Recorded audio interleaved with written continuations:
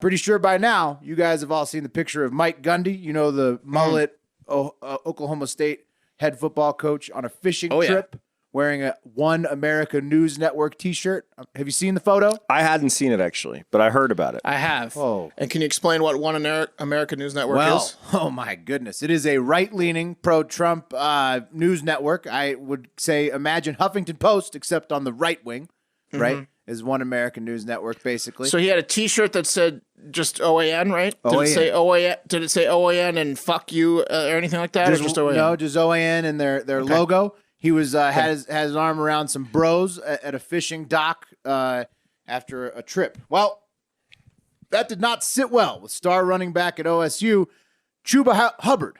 He was not having it, and this is one of their, I think, only returning star players.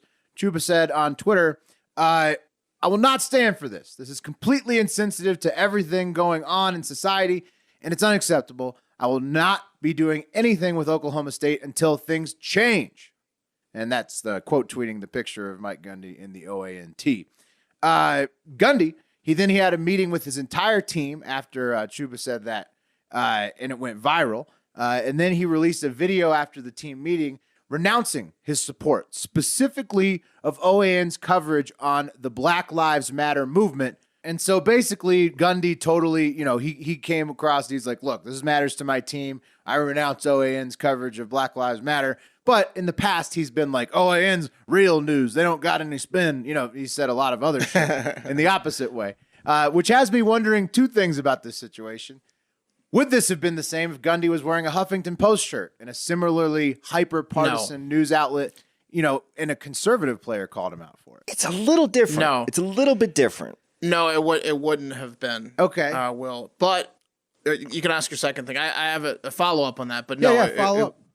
Well, so I disagree with him getting in trouble for this. I disagree with people calling for his fucking head. But when the players on your team in particular are trying to say they don't like what the coach is doing, so to speak, or start to do a mutiny, that's a different story. The coach has to have the players on their side. So that in particular, just because I don't agree with the media going after him for wearing a fucking t-shirt, I'm not in his locker room. He still needs to make sure his players are feel respected exactly and stuff like that. Nothing about the response there. I'm asking. I'm just asking about the cause. Had the logo been a different. I think logo. if he wore a Huffington Post shirt or even further left, he would have not gotten in trouble. I think you can say I see the comparison you're making, but it's not oranges to oranges. It's apples to oranges in some respect. Partisan. Yes, they both are. They both are on either sides. But HuffPo, unlike OAN, doesn't take controversial stances that could hurt people. They take overly liberal stances.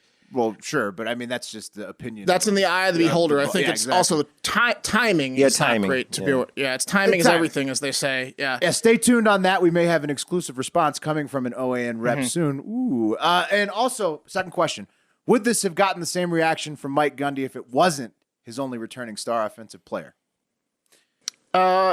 I mean, what the fuck is Gundy doing? If you were wearing a HuffPost shirt, it wouldn't be politicized because it's not as politically hot. But somebody OAN gave him is, a so T-shirt. Just lay it off. He's wearing it on a fishing. It was a lake day. I have lots of dumb T-shirts.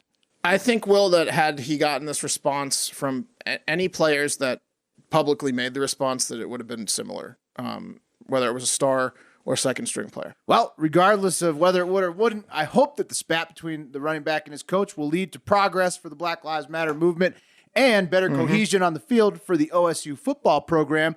They have not won the Big 12 since 2011, and that's tough conference. Tough conference.